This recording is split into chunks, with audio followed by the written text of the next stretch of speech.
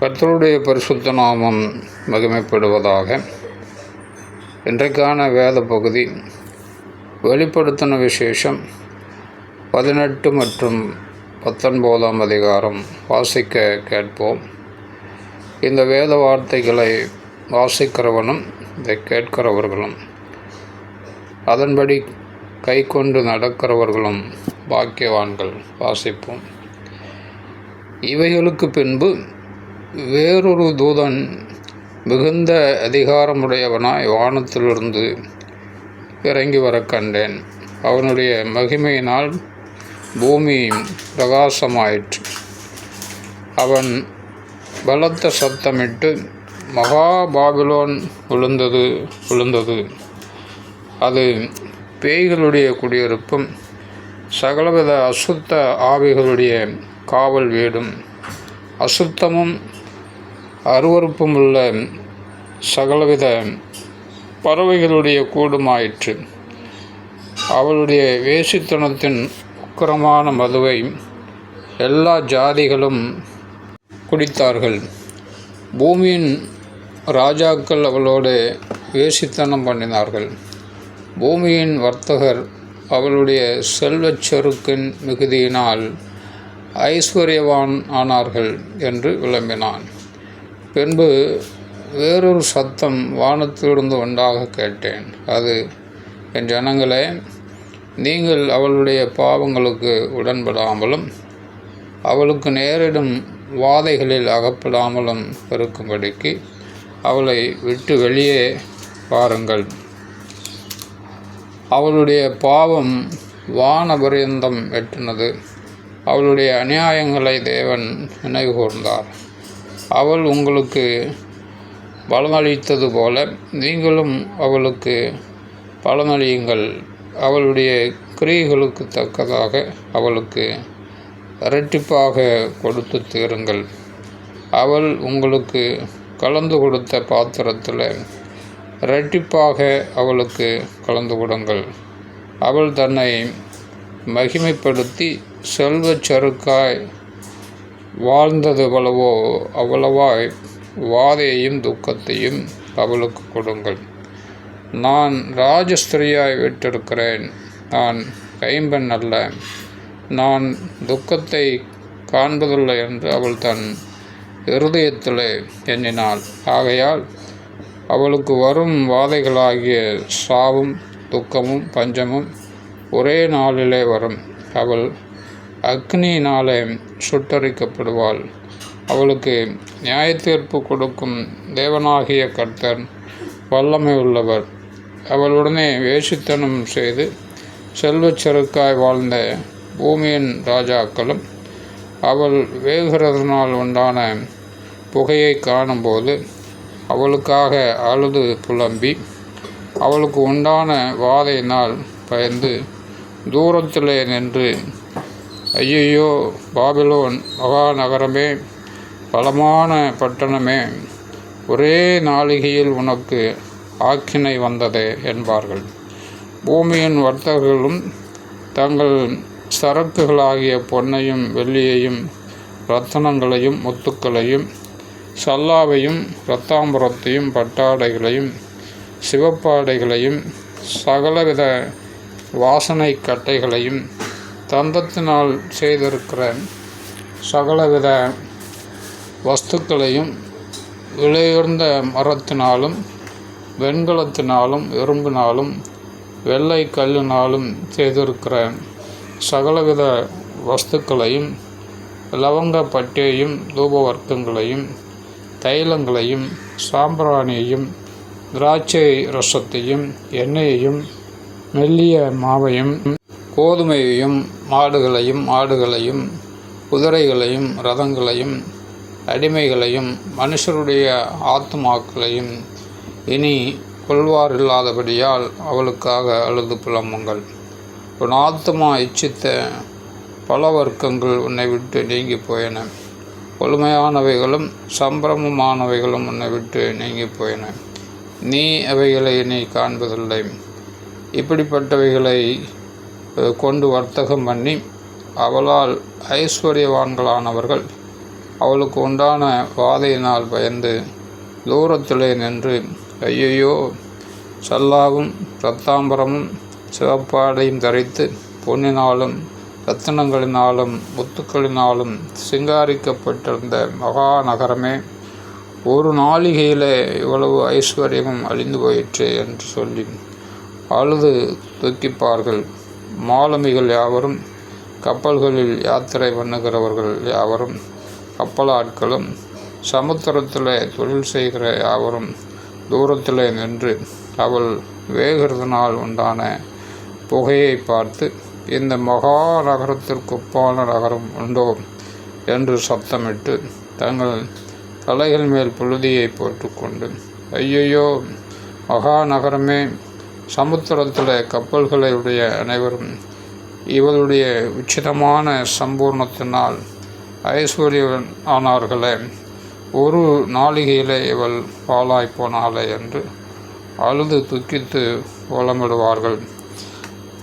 பரலோகமே, பரிசுத்தவான்களாகிய அப்போஸ்தலர்களே, தீர்க்கதரிசிகளே, அவளை குறித்து களி கூறுங்கள். உங்கள் நிமித்தம் தேவன் அவளை நியாயம் தீர்த்தாரே என்று தூதன் சொன்னான். அப்பொழுது பலமுள்ள தூதன் ஒருவன் பெரிய எந்திர கல்லை ஒத்த ஒரு கல்லை எடுத்து சமுத்திரத்தில் எறிந்து, இப்படியே பாபிலோன் மகாநகரம் வேகமாய் தள்ளுந்து இனி ஒருபோதும் காணப்படாமற் போகும். சுரமண்டலக்காரரும் கீத வாக்கியக்காரரும் நாகசுரக்காரரும் எக்கால காரருமானவர்களுடைய சத்தம் இனி உன்னிடத்தில் கேட்கப்படுவதும் இல்லை.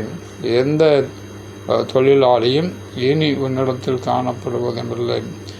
எந்த இயந்திர சத்தமும் இனி உன்னிடத்தில் கேட்கப்படுவதும் இல்லை. விளக்கு வெளிச்சம் இனி உன்னிடத்தில் பிரகாசிப்பதும் இல்லை. மணவாளனும் மணவாட்டியுமானவர்களுடைய சத்தம் இனி உன்னிடத்தில் கேட்கப்படுவதும் இல்லை. உன் வர்த்தகர் பூமியின் பெரியோர்களாக இருந்தார்களே, உன் சூனியத்தால் எல்லா ஜாதிகளும் மோசம் போனார்களே. தீர்க்கதரிசிகளுடைய இரத்தமும் பரிசுத்தவான்களுடைய இரத்தமும் பூமியில் கொல்லப்பட்ட அனைவருடைய இரத்தமும் அவளிடத்தில் காணப்பட்டது என்று விளம்பினான். ஆமென். 19ஆம் அதிகாரம். இவைகளுக்கு பின்பு பரலோகத்தில் திரளான ஜனக்கூட்டம் இடுகிற ஆரவாரத்தை கேட்டேன். அவர்கள் அல்லேலூயா, லட்சணியமும் மகிமையும் கனமும் வல்லமையும் நம்முடைய தேவனாகிய கர்த்தருக்கே உரியது.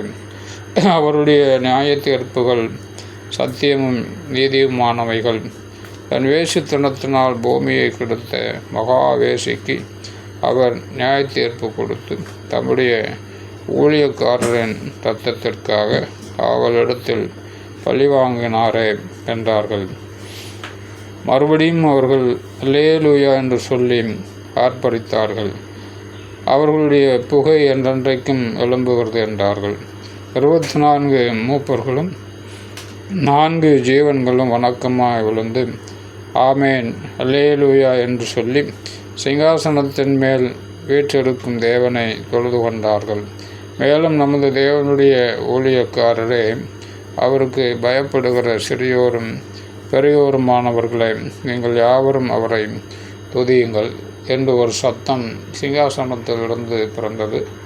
அப்பொழுது திரளான ஜனங்களிடம் ஆரவாரம் போலவும் பெருவெள்ள இரைச்சல் போலவும் பலத்த இடிமுழக்கம் போலவும் ஒரு சத்தம் உண்டாகி, அல்லேலூயா, சர்வ வல்லமுள்ள தேவனாகிய கர்த்தர் ராஜ்யபாரம் பண்ணுகிறார். நாம் சந்தோஷப்பட்டு களிகூர்ந்து அவருக்கு துதி செலுத்த கடவோம். ஆட்டுக்குட்டியானவருடைய கல்யாணம் வந்தது, அவருடைய மனைவி தன்னை ஆயத்தம் பண்ணினாள் என்று சொல்ல கேட்டேன். சுத்தமும் பிரகாசமான மெல்லிய வஸ்திரம் தரித்து கொள்ளும்படி அவளுக்கு அளிக்கப்பட்டது. அந்த மெல்லிய வஸ்திரம் பரிசுத்தவான்களுடைய நீதிகளை. பின்னும் அவன் என்னை நோக்கி, ஆட்டுக்குட்டியானவரின் கல்யாண விருந்துக்கு அழைக்கப்பட்டவர்கள் பாக்கியவான்கள் என்று எழுது என்றான். மேலும் இவைகள் தேவனுடைய சத்தியமான வசனங்கள் என்று என்னுடனே சொன்னான். அப்பொழுது அவனை வணங்கும்படி அவனுடைய பாதத்தில் விழுந்தேன். அவன் என்னை நோக்கி, இப்படி செய்யாதபடிக்கு பார், உன்னோடும் இயேசுவை குறித்து சாட்சியிட்ட உன் சகோதரரோடும் கூட நானும் ஒரு ஊழியக்காரன். தேவனை தொழுதுகொள். இயேசுவை பற்றின சாட்சி தீர்க்க தரிசனத்தின் ஆவியாயிருக்கிறது என்றான். பின்பு பரலோகம் திறந்திருக்க கண்டேன். ஏதோ ஒரு வெள்ளை குதிரை காணப்பட்டது. அதன் மேல் ஏறியிருந்தவர் உண்மையும் சத்தியமும் உள்ளவர் எண்ணப்பட்டார். அவர் நீதியாய் நியாயந்தீர்த்து யுத்தம் பண்ணினார். அவருடைய கண்கள் அக்னி ஜுவாலையைப் போல் இருந்தன. அவருடைய சிரசின் மேல் அநேக கிரீடங்கள் இருந்தன. அவருக்கே அன்றி வேறொருவருக்கும் தெரியாத ஒரு நாமமும் எழுதியிருந்தது. இரத்தத்தில் தோய்க்கப்பட்ட வஸ்திரத்தை தரித்திருந்தார். அவருடைய நாமம் தேவனுடைய வார்த்தை என்பது. பரலோகத்தில் உள்ள சேனைகள் வெண்மையும்